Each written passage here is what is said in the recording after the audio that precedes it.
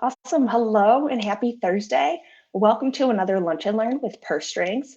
If anyone's new here, my name is Maggie, and we're all about helping women be financially fearless. We do this through bringing on professionals, giving tips, tricks, pieces of advice on how to be financially fearless. And then when you're, looking for a coach, planning for retirement, need that will and trust, whatever it may be, we have top tier financial professionals willing, ready, and able to serve you. One of those are, we call those professionals our Purse Strings approved professionals, and Judy Hoberman is one of them. And we're so excited to have her on today to share her kind of business expertise and really talking about this balance of women business owners and just living our everyday life as a woman, as a mom, as a friend, different things like that. So I'm very excited for this conversation. But before we dive into all of that, Judy, could you give us a little intro of who you are and what you do? I would be happy to, and thank you for having me. So I'm Judy Yeah. Hoberman. I'm president of Judy Hoberman and Associates. My company is one that empowers executive women in sales and leadership. What I do is I give them the tools that they need to elevate their personal brand, amplify their voice, and able to lead with confidence. And my mission has always been to help one woman a day using a very important philosophy, which is my tagline as well. Women want to be treated equally, not identically. So I that's me. love that. Yeah. Yeah. One woman a day. How do you track that? Because whenever I say it, there's always a woman that says, "Can I be your woman?" It's, Just it's exactly how it happens. If I'm on I love live or that. if I'm on the radio, someone will call me or text me and say, "Can I be your woman today?" And it's very humbling to me because you know as well as I do, women don't like to ask for help all the time. So when you're raising your hand, that's just another way to do it. I love it. That's amazing. I already have goosebumps. So, but if anyone's tuning in live and has any questions along the way, please throw them in the chat. We're happy to get to those. If you're watching the replay, you can also put them in the, in the comments, and we'll come back around to those. Mhm. But to kind of dive in here, what does it mean to really even lead with confidence? How do you kind of put that into execution? So confidence is, I always say it's the best outfit that you can put on because what it means is that you're comfortable in your own skin. And a lot of times we're put into positions where we're not comfortable and then you have to fake it till you make it. And I don't like that part of it. What I like to do is I like to switch your mindset. I always try to say, okay, so what is going to happen next? I visualize it. And so I'm able to go in and say, okay, take a deep breath and just move forward. You don't have to be the expert, you don't have to be perfect, you just have to be able to show up in a way that other people look at you and say, that's the person I need to talk to, I need to surround myself with. So confidence Mhm. is something that you can definitely learn, but it's more important to change your mindset about the things instead of trying to do something you are in the process of, things like Mhm. that. I love that. And there's really nothing more confident than almost admitting that you don't know or you need help.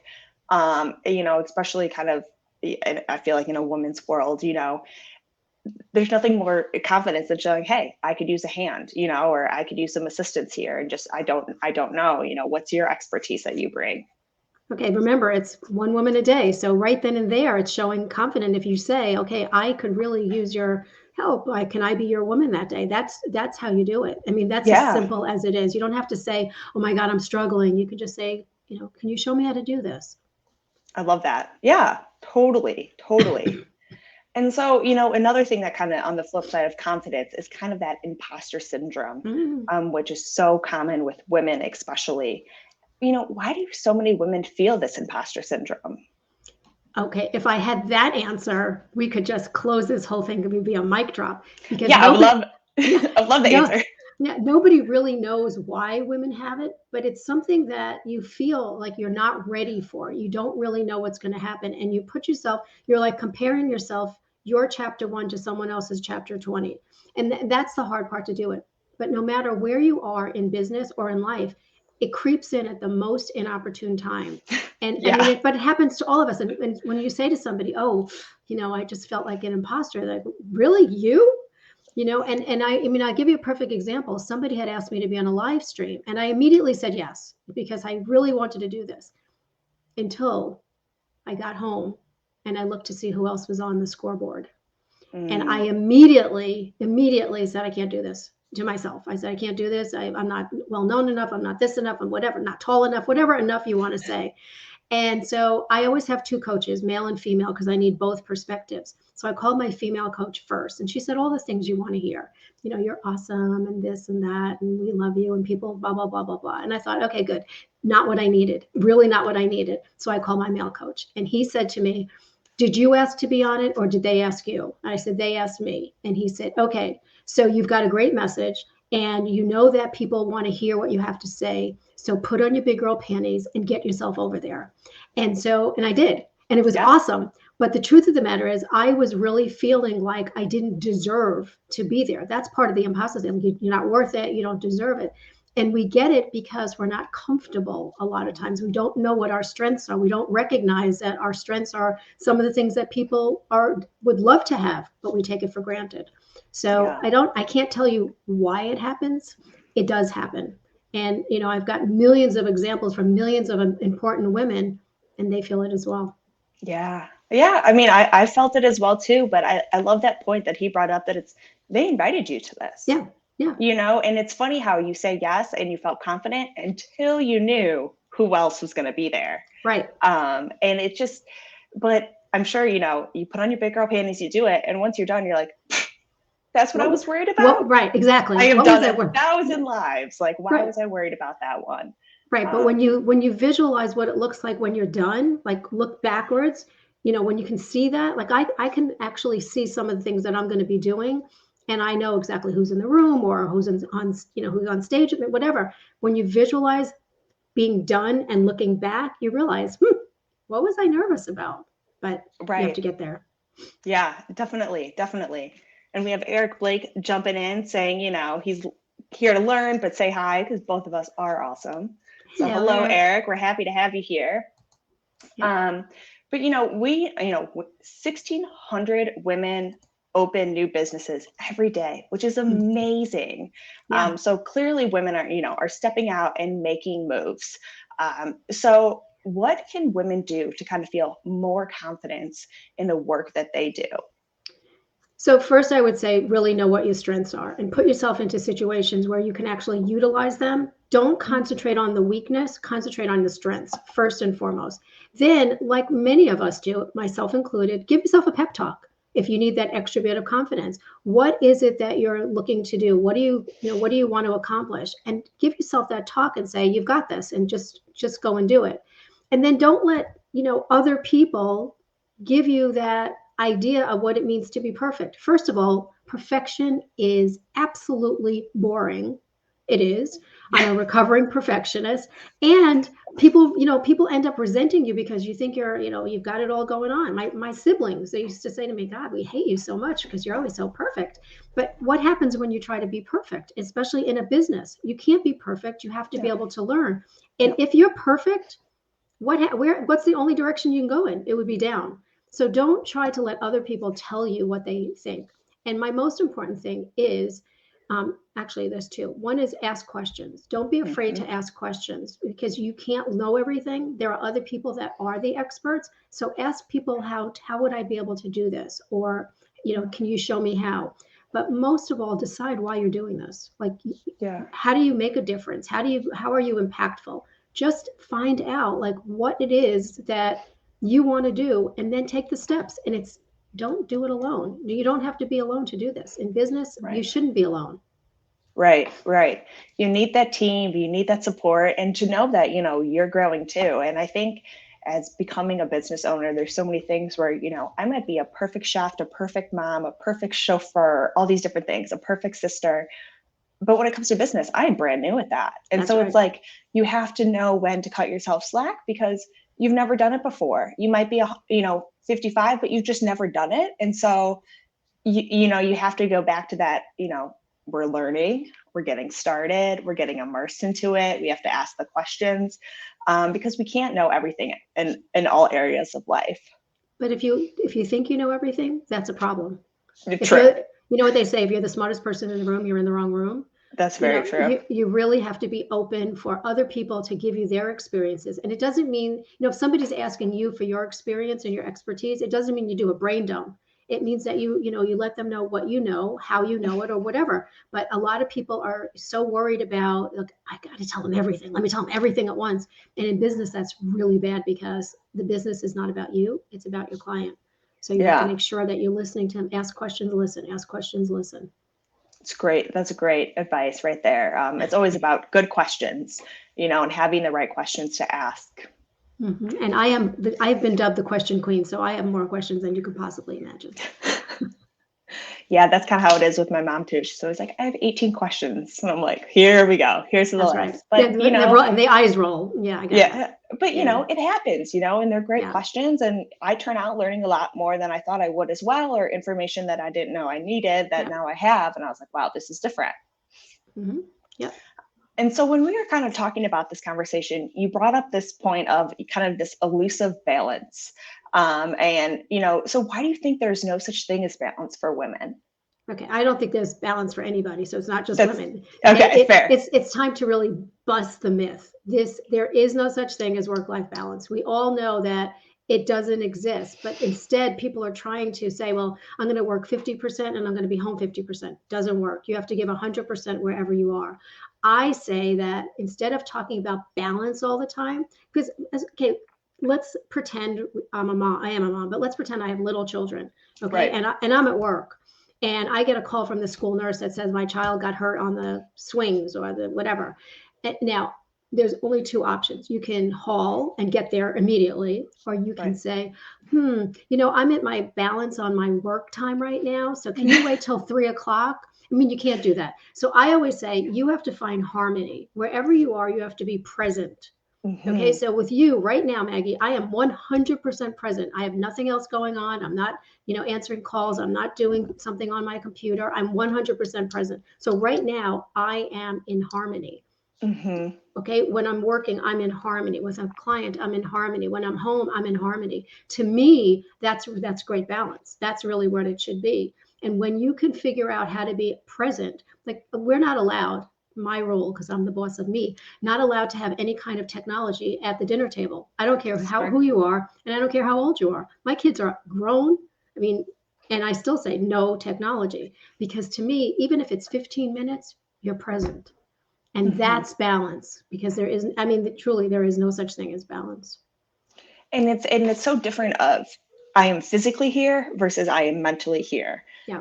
and with that 50-50 balance, let's say from your example, the whole time till 3 o'clock, I'd be thinking about my kid. Is their arm okay? What are you going to do? I am not actually at work anymore. I physically am, but I am mentally am not there. That's right. Um, and so I really like that about, being present, being where you're at. And I know that takes a lot of work to start becoming present, do you have any tips of like how you work to be more present every time? I know technology is a huge barrier to that with every ding and notification and things like that. You can turn those off. I mean, there is such a thing as turning off notifications. I'm just Hmm. saying. I mean, a lot of people don't know that's true because I have no notifications on ever. I don't care. Wow. Yeah, I don't do that. I mean, I always have an alarm set like 5 minutes before I'm supposed to be doing something just to make sure. But I don't care about what somebody's eating, and I don't. I mean, I don't. Yeah. So to me, it's all about priorities. So maybe it isn't time management that we have to worry about. Maybe it's managing ourselves. So Hmm. here's some of the things. Now, here's what I do. And I want to just say, I would never ask you to do something that I wouldn't do. So this is how I prioritize everything.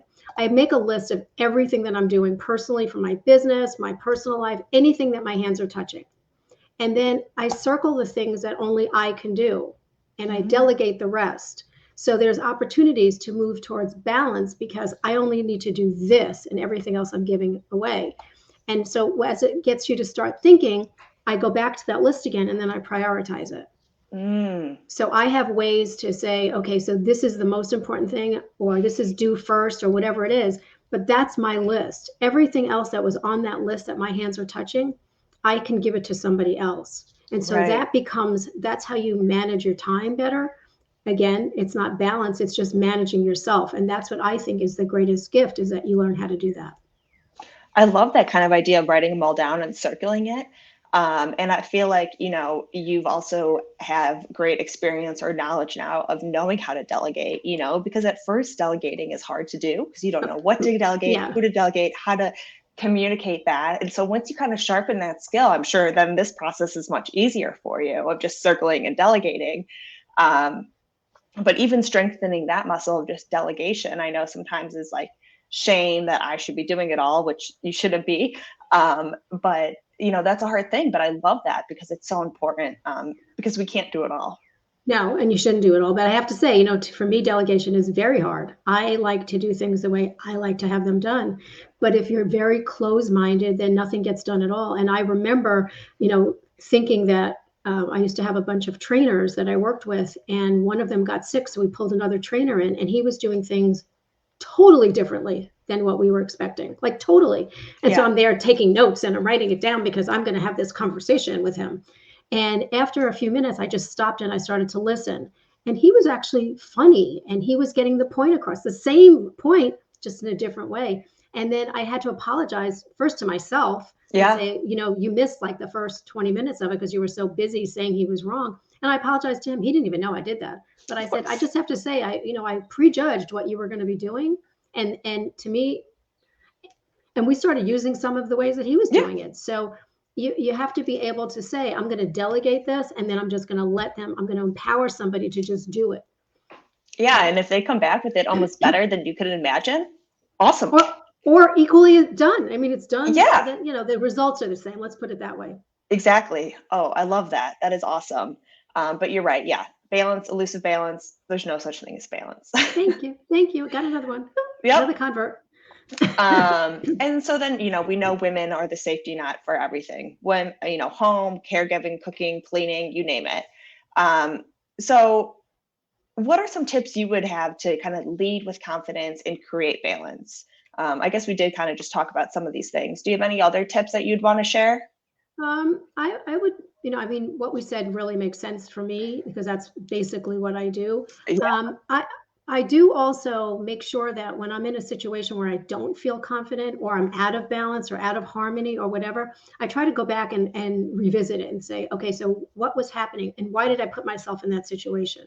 Mm-hmm. Because sometimes we end up saying yes to things that we shouldn't be saying yes to. And, like a lot of times I'll say yes to something. And then when that day comes, I'm like, why did I say yes? I didn't really want to be doing this. So I'm very careful and I'm very intentional about what I do now. I really make sure that when I say yes to something, I really mean yes.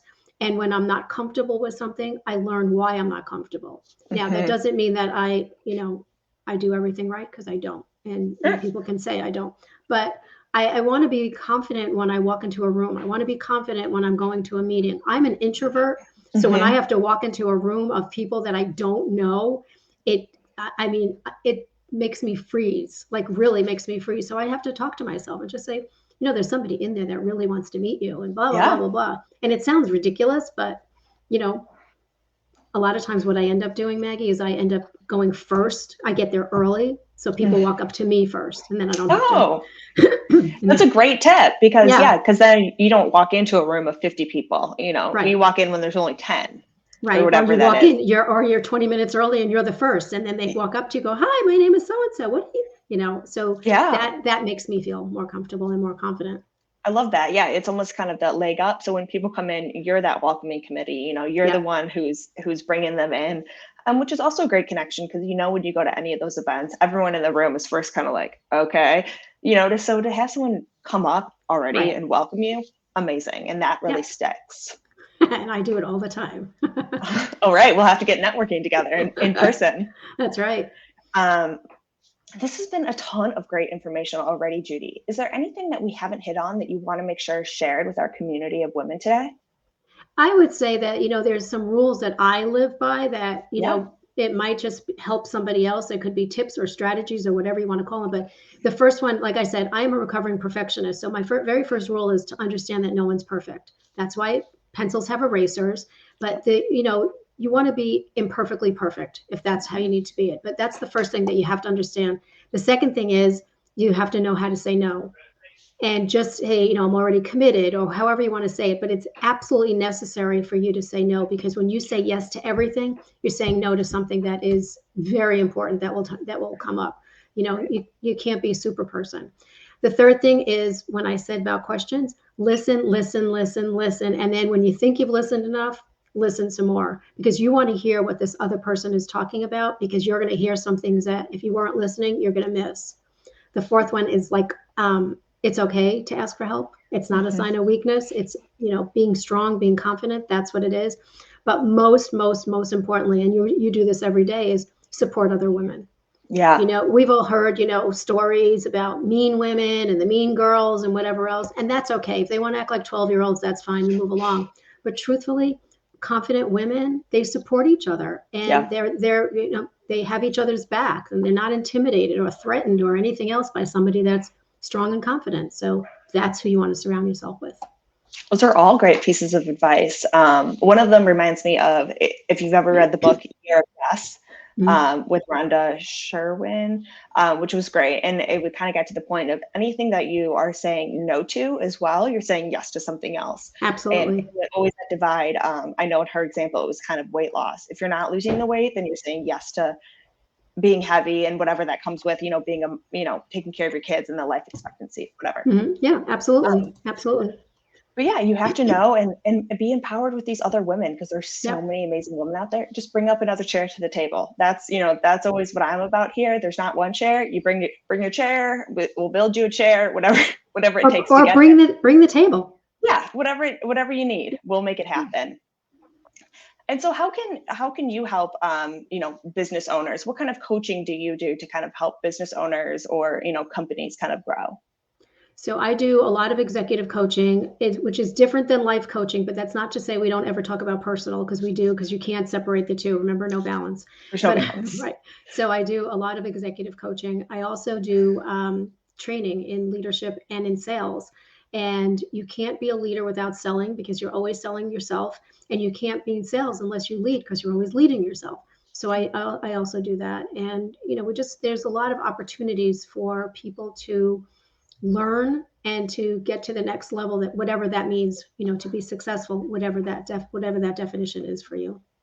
I love that. And yeah, I mean, we are all about having a coach, whether that be, whatever your focus is at that time, a life coach, an executive coach, a business coach. But then, I always love to see how you even mentioned that you have two coaches. Yeah. And how every coach has their own coach. They're always growing, they're always learning, because as we know, we're not perfect. And so how do we keep growing and help others as we move up that ladder? Absolutely. And, elite athletes have coaches. Yeah. So what's wrong with it? I think people relate that to having somebody, like when you used to be afraid to say, I'm going to therapy. There are people that don't want to say they have a coach, because they think it sounds like they don't know what they're talking about. In reality, it means, excuse me, they do know what they're talking about. They just want to be able to, say it differently or change the words or whatever it is. So I think everybody should have a coach. Mine's always like, I have 50,000 thoughts. How do we get them straight and make them executed? Got all these great ideas. How do we? Yeah. But you also have to listen to your coach. What? You have to listen to your coach. I know. We do. I was a perfect example when I didn't. And then she, called me out on it. And that's what you pay her for. But I was horrified that I actually disrespected her. That's how I felt when she said that. And I'm like, no. So it's like letting a parent down almost, like they really expected something of me and they want to see me grow, which is amazing. Yeah. Well, I appreciate you coming on here, Judy, and giving your expertise, because I know you are a wealth of knowledge and inspiring, at least one woman every day, which I always love. So if anyone has any questions, please reach out to Judy. Her emails have been going through the bottom, judy@sellingintheskirt.com. Is there any other place that you'd like people to reach out to you at? Usually LinkedIn is probably the best place for me, because I always check everything there, and I'm pretty active on LinkedIn. I'm active everywhere, but pretty active on LinkedIn. So there's lots of things that we, put out there to download and give away. So just never know what's out there. I know. And you guys had a great Women's Day event too. So Judy always has, something coming up that's helping so many women. So at least just give her a follow. Absolutely. And remember, she's one of our Purse Strings Approved professionals. So you can reach out to her off our site, pursestrings.co. So thank you again, Judy, for sharing your expertise today and helping all these women be financially fearless. Thank you so much for the opportunity. Yeah, we'll talk to everyone again next week. All right. Bye-bye. Bye.